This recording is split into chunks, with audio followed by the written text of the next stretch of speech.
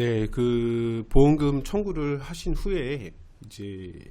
보상 처리가 이제 완료되지가 않고 뭐 조사나 현장 심사 이런 걸 하겠다 하면서 이제 보험사 직원이 직접 조사를 하거나 손해사정 업체에 이제 위임해서 이 지급 심사 관련된 업무를 수행하겠다 이런 이제 안내를 받는 사례들이 있습니다. 뭐 저희가 이제 수임한 손해사정 건에서도 요거는 이제 진단 관련된 내용에 대해서 그 손해사정서를 저희가 이제 제출을 했는데, 예, 저희 사정서 접수 후에도 이제 청구사항 등을 확인한 결과 지급보험금 결정을 위해 추가 확인, 예, 이게 이제 필요하다 해서 뭐 이제 보험사하고 위탁계약이 이제 체결된 손해사정 업체에 위임하여 지급심사를 이제 하겠다. 이런 식으로 이제 저희가 저희 회사는 이제 이런 공문 형태나 뭐 서류 형태로 이제 안내를 많이 받게 되는데, 일반 가입자들 같은 경우에는 뭐 전화로 이제 안내를 받는 경우가 제일 많고, 그 다음에 뭐 카톡, 문자 이런 걸로 이제 전화 연결 없이 이제 먼저 그 안내를 받은 다음에 이제 이 위임된 업체에서 그 담당자가 배정이 되면, 예, 그분에게 이제 전화를 받게 되는, 예, 그런 상황이 이제 가장 흔한 상황입니다. 그래서 이런 사례들은 그 위탁 계약을 뭐 공짜로 해가지고 업체에서 뭐 무료로 다 조사를 해주는 게 아니라, 예, 상당한 이제 비용이 들어가고 뭐 자문이나 감정 뭐 이런 것들까지 이제 추가되면은, 예, 비용이 이제 꽤 많이 들어가게 되는데, 이런 비용이 들어가는 문제도 있지만, 만약에 이런 진단건에 대해서 지급 결정으로 나왔을 때는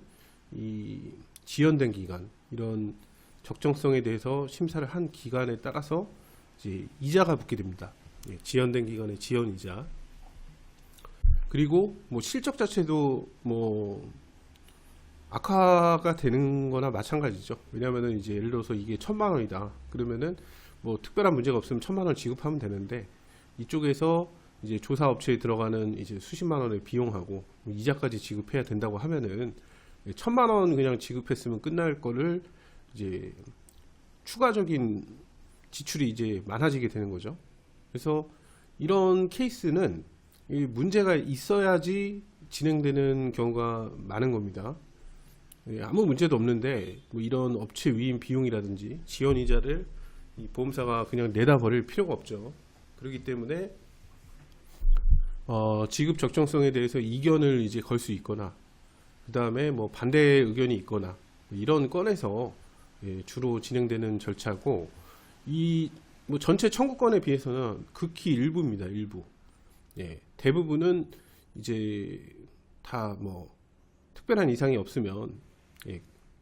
지급이 되고, 뭐 금액이 크다고 해서 뭐 조사를 하는 게 아니냐 이렇게 이제 가끔 물어보시는 분들이 계시는데, 금액이 크면은 그 이자나 이런 게 이제 붙는 게 이제 더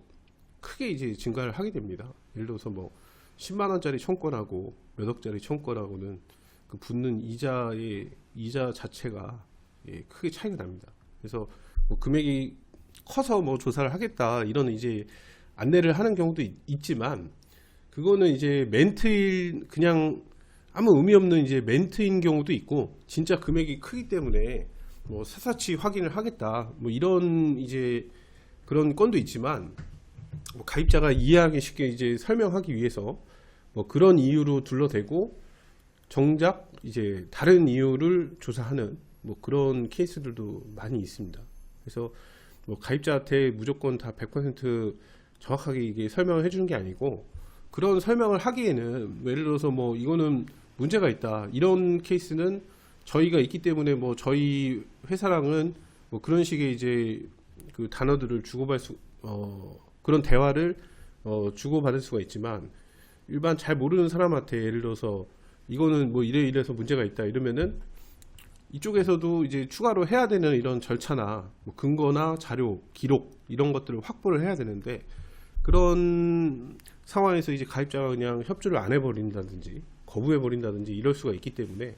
그러면은 이 업체 위임한 그 목적이나 뭐 이런 거를 달성을 이제 할 수가 없는 상황으로 이제 가버리는 경우도 있죠. 그리고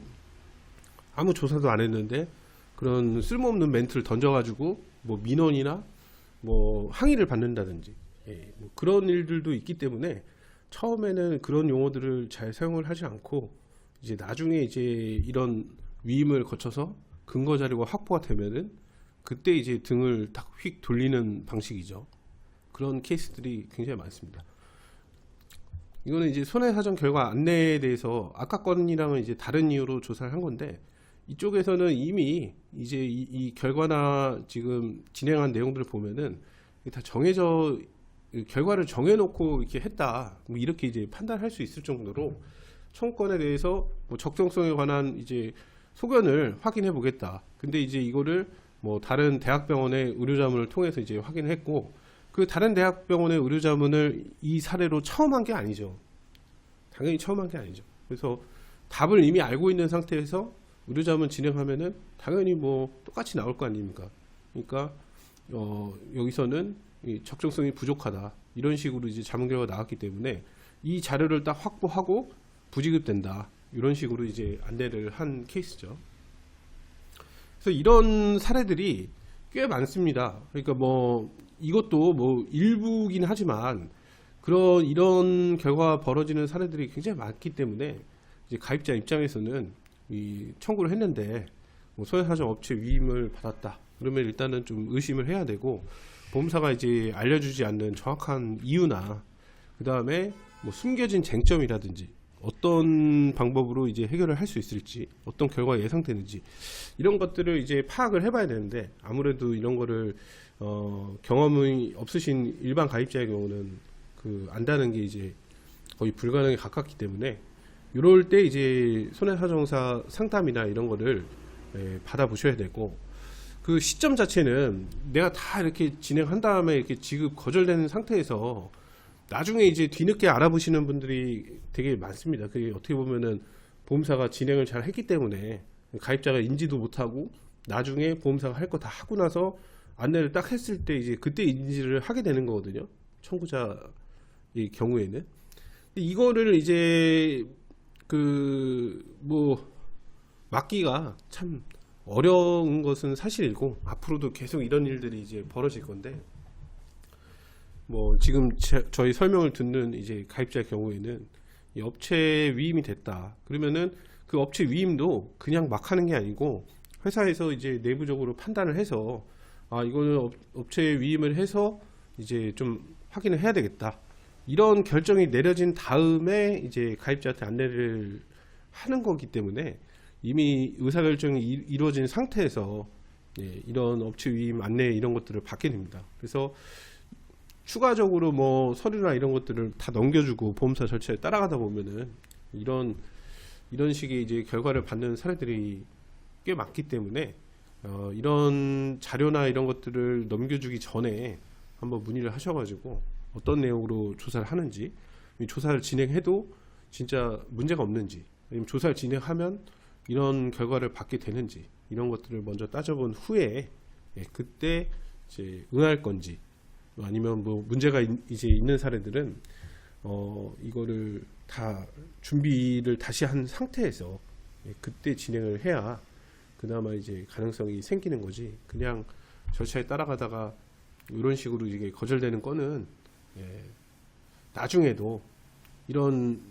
굉장한 이제 문제를 일으키게 됩니다. 그리고 이런 한번 만들어진 자료는 계속 따라다니면서 이제 발목을 잡는 장애물로 이제 작용을 하기 때문에, 이런 자료가 없는 상태에서 분쟁 진행하는 것과 이런 자료가 있는 상태에서 진행하는 것은 결과나 성공률에서는 당연히 이제 차이가 있습니다. 감사합니다.